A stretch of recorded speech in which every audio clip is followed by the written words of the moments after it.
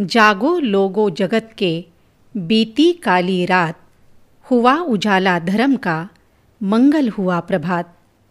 भगवान बुद्धांच्या महापरिनिर्वाणानंतर सत्यधर्माची, विपश्यना साधनेची मंगल पहाट भारतात घेऊन येणारे बुद्ध तत्त्वज्ञानाचे गाढे अभ्यासक, तत्त्वचिंतक, समीक्षक, विश्लेषक, प्रतिभावंत लेखक, संवेदनशील कवी, विश्वविख्यात विपश्यनाचार्य सत्यनारायण गोयंका यांचा आज जन्मदिवस. या महान व्यक्तिमत्वाला विनम्र अभिवादन. जसं सूर्यकिरणांना आपल्याला अडवता येत नाही, फुलांच्या सुगंधाला बंदिस्त करता येत नाही, त्याप्रमाणे एखाद्या व्यक्तिमत्वाचा दरवळ आपल्याला कुपीत बंद करता येत नाही. आचार्य सत्यनारायण गोयंका यांच्या व्यक्तिमत्वाचा प्रत्येक पैलू त्यांच्या कार्यानं प्रकाशित आहे. अनेक ग्रंथांचं लेखन करणारं हे संपन्न व्यक्तिमत्व काही शब्दांपुरतं मर्यादित नक्कीच करता येणार नाही. आज आपण त्यांच्या महान कार्याची संक्षिप्त रूपात ओळख करून घेऊयात. 30 जानेवारी 1924 रोजी म्यानमारच्या मांडले नगरात गोपीराम आणि कमलादेवी गोयंका या दाम्पत्याच्या पोटी आचार्य सत्यनारायण गोयंका यांचा जन्म झाला. गोयंका परिवार मूळ राजस्थानातील चुरू गावचा रहिवासी, पण व्यापाराच्या निमित्तानं गोयंका परिवार म्यानमारमध्ये स्थायिक झाला. बालक सत्यनारायण कुशाग्र बुद्धीचे होते. सत्यनारायण यांच्यावर त्यांचे आजोबा बाबा बसेसरलाल यांचा प्रभाव होता. बाबांना लोकसाहित्याची प्रचंड आवड होती. वाचन आणि लेखनाचे संस्कार आजोबांकडून त्यांच्यावर झाले. बुद्धिमान सत्यनारायण गोयंका 10वीला ब्रह्मदेशात पहिले आले. 10वी नंतर वडिलांनी व्यापाऱ्याच्या मुलाला जास्त शिकून काय करायचं असं सांगून त्यांचं पुढील शिक्षण बंद केलं. सत्यनारायण यांनी वडिलांनी दिलेली जबाबदारी समर्थपणे सांभाळायला सुरुवात केली. व्यापार करत असताना ग्राहकांची फसवणूक कधीच करायची नाही, ही आजोबांची शिकवण त्यांनी जोपासली. आपला देश सोडून गोयंका परिवार म्यानमारमध्ये राहत असला तरी त्यांचं आपल्या देशावर नितांत प्रेम होतं. आचार्य गोयंका एक सजग आणि वैचारिकदृष्ट्या प्रगल्भ व्यक्तिमत्व होतं. जातीप्रथा, उच्च नीचतेची भावना, अनिष्ट रूढी परंपरेचा त्यांनी नेहमीच विरोध केला. त्यांनी फक्त विरोधच केला नाही, तर प्रत्यक्ष कृती देखील केली. वयाच्या 15व्या वर्षी परिवाराच्या पुरोहिताचं चारित्र्य चांगलं नाही म्हणून त्याच्याकडून यज्ञोपवीत संस्कार त्यांनी करून घेतले नाहीत. मांडले शहरातील प्रतिष्ठित व्यापारी श्री बालचंद माखरिया यांची सुपुत्री इलायची देवी यांच्यासोबत सत्यनारायण यांचा विवाह निश्चित झाला. इलायची देवी यांच्या घरच्या लोकांनी केवळ त्यांचा विवाह जमला आहे म्हणून त्यांचं शिक्षण बंद केलं. जेव्हा हे सत्यनारायण यांना समजलं तेव्हा ज्येष्ठ बंधूमार्फत इलायची देवींचं शिक्षण त्यांनी पुन्हा सुरू करायला लावलं. पुढे विवाहाच्या वेळी मारवाडी समाजाच्या प्रथेप्रमाणे वधू जर घुंगट ओढून मंडपात आली तर मी विवाह मंडपात येणार नाही, हे त्यांनी निक्षून सांगितलं. ऐन लग्न प्रसंगात वर सत्यनारायण यांची ही भूमिका बघून वधू इलायची देवींना घुंगट न घेता विवाह मंडपात आणलं. ही उदाहरणं याचं प्रमाण आहेत की जुन्या रूढी परंपराचा त्यांनी स्वीकार केला नाही. आपली सुधारकाची भूमिका सर्वांपुढं ते मांडत असत.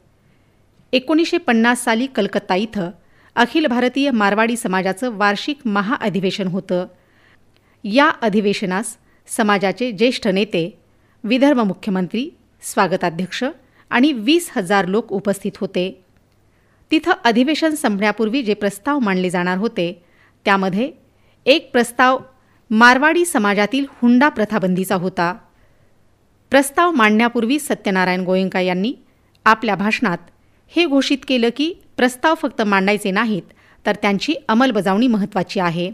म्हणून सर्वांसमोर त्यांनी प्रतिज्ञा केली की आमच्या गोयंका परिवारात या घडीपासून आम्ही कोणत्याही स्वरूपात हुंडा देणार अथवा घेणार नाही आणि जे हुंडा घेतात त्यांच्या विवाहाला उपस्थित राहणार नाही.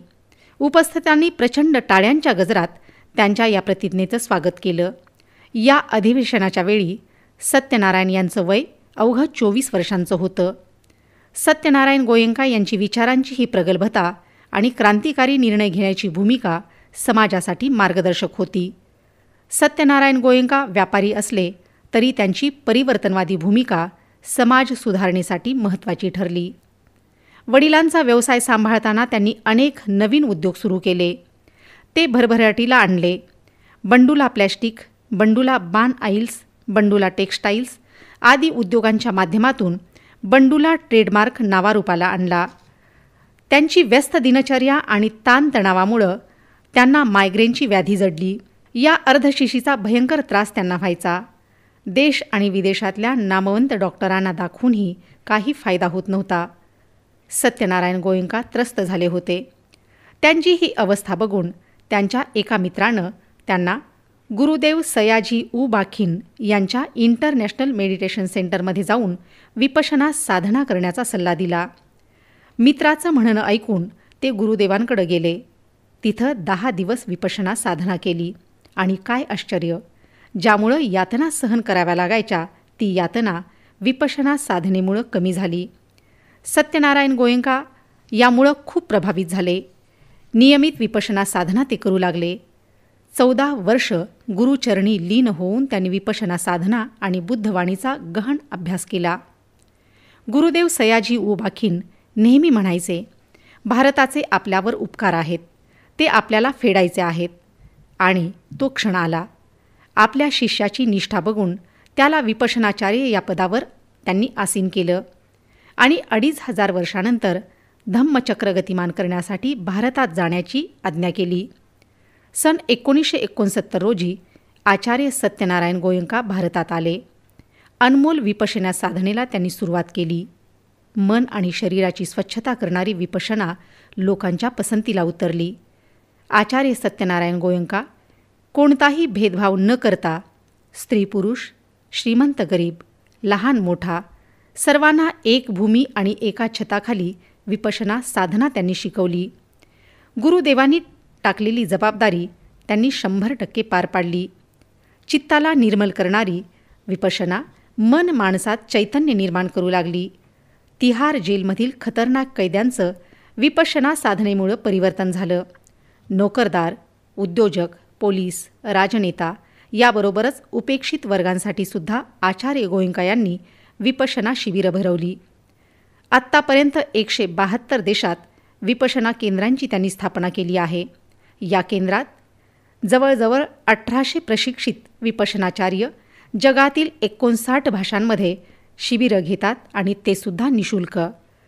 विपश्यना प्रसाराबरोबरच आचार्य गोयंका यांचं साहित्य क्षेत्रातील योगदान उल्लेखनीय आहे. त्यांच्या ग्रंथांच्या केंद्रस्थानी फक्त आणि फक्त बुद्धवाणी आहे. बहुजन हिताय बहुजन सुखाय हे साहित्य त्यांनी निर्माण केलं. इगतपुरी इथं विपश्यना विशोधन विन्यासची स्थापना त्यांनी केली. 55,000 पृष्ठांचं बुद्ध तत्त्वज्ञान अनेक भाषांमध्ये रूपांतरित केलं. आचार्य गोयंका यांचं लेखन चिंतनात्मक, समीक्षात्मक आहे. त्रिपिटक में सम्यक संबुद्ध या ग्रंथांच्या 6 भागात भगवान बुद्धांची शिकवण, त्यांची गुणविशेषता, त्यांचे उपासक या सर्वांची ओघवत्या सुंदर शैलीमध्ये त्यांनी ओळख करून दिलेली आहे. धर्माची खरी परिभाषा आचार्य गोयंका यांनी धर्म आदर्श जीवनाचा आधार, निर्मल धारा धर्म की, धारण करे तो धर्म या ग्रंथातून आपल्याला वाचायला मिळते. भगवान बुद्धांवर लावलेल्या गंभीर आरोपांचं खंडन त्यांनी क्या बुद्ध नास्तिक थे, क्या बुद्ध दुःखवादी थे या ग्रंथांमधून पुराव्यानिशी केला आहे. सुखमय गृहस्थ जीवनाचा मार्ग मंगल जगे गृही जीवन में यात आपल्याला सापडतो. शासकाचा धर्म काय असावा, मित्र कसा असावा, गृहस्थ धर्म काय आहे याची विस्ताराने मांडणी व मार्गदर्शन आपल्याला या ग्रंथामध्ये मिळतं. आजच्या आधुनिक काळामध्ये बुद्ध तत्त्वज्ञानावर 2500 दोहे लिहिणारी एकमेव व्यक्ती म्हणजे आचार्य सत्यनारायण गोयंका होय. आजचं आपलं जीवन ताणतणावाचं झालं आहे. AIच्या जगात माणसाचं अस्तित्व काय राहील यावर चर्चा होत आहेत. 3ऱ्या महायुद्धाची घंटा वाजत आहे. विभक्त कुटुंबात कलह वाढले आहेत. अशा अस्वस्थ अशांत वातावरणात वंदनीय तथागतांची वाणीच आपल्याला मार्ग दाखवू शकते. हा मार्ग आचार्य सत्यनारायण गोयंका यांच्या विपश्यना केंद्रातून आणि ग्रंथातून जातो. त्यांचे दोहे म्हणजे जणू अमृत वर्षाच. धन्य धन्य गुरुदेवजी, धन्य बुद्ध भगवान, शुद्ध धर्म ऐसा दिया, होय जगत कल्याण असंच म्हणावं लागेल. आचार्य सत्यनारायण गोयंका प्रतिभाशाली लेखक आहेत, संवेदनशील कवी आहेत. बर्मा में लिखी मेरी कविताएं हा त्यांचा कविता संग्रह त्यांच्या काव्यप्रतिभेचा सर्वांग सुंदर आविष्कार आहे. त्यांच्या कविता भावपूर्ण, अर्थपूर्ण आणि हृदयस्पर्शी आहेत. अंधश्रद्धेच्या विरोधातला संत कबीरांचा परखडपणा आपल्याला आचार्य गोयंका यांच्या कवितेत आणि दोह्यांमध्ये दिसून येतो. देवतांच्या पुढं प्राण्यांची होणारी कत्तल प्रचंड यातना देणारी आहे. म्हणूनच ते कठोर शब्दात म्हणतात, वह मूक जुबा वह मूक हृदय रोता रंभाता जीव सभय बली चढ़ा दिया तू तृप्त हुई कैसी पाषाण हृदयवाली बन अन्नपूर्णा दुखहारी बन शारद लक्ष्मी सुखकारी मन में अपार करुणा भरले माँ है तो बन ममतावाली. याबरोबरच जातीप्रथेलाही त्यांनी कडाडून विरोध केला. त्यांची ही काव्यप्रतिभा भारतीय स्वातंत्र्य संग्रामाचा इतिहास मांडते, संस्कृतीचं महत्त्व पटवून देते, व्यवस्थेवर प्रहार करते. शब्दमोत्यांची पखरण अगदी लीलया आपल्याला बघायला मिळत असली तरी अतिशय नम्रपणानं ते म्हणतात, नव रस घडे फोड न सका भावों के बांध तोड न सका कविता कुंवारी की चुनरी से गठबंधन कभी न जोड़ सका मैं ऐसी कविता कर न सका तुम रसिको का जी भर न सका. केवढी ही विनयशीलता, जणू पौर्णिमेच्या चंद्रातली शीतलता. आचार्य सत्यनारायण गोयंका यांनी वाणी विलासाला महत्त्व दिलं नाही, कृती कार्यावर भर दिला. जे जे उदात्त आहे, मंगलमय आहे ते कोणताही किंतु परंतु मनात न आणता स्वीकारलं. प्रज्ञाशील समाधीचा मार्ग स्वीकारला. आर्य अष्टांगिक मार्गाचं पालन केलं. म्हणूनच शीलसंपन्न धर्मनिष्ठ कर्मयोग्यानं महान कार्य केलं. त्यांच्या विचार आणि कार्यात भगवान बुद्धांची करुणा आहे, संत कबीरांची फटकार आहे, संत ज्ञानेश्वरांची विश्वमांगल्याची भावना आहे. आचार्य गोयंका यांनी सामाजिक समता निर्माण केली, मैत्रीभाव रुजवला, वैश्विक शांततेसाठी, बंधुभावासाठी पुढाकार घेतला.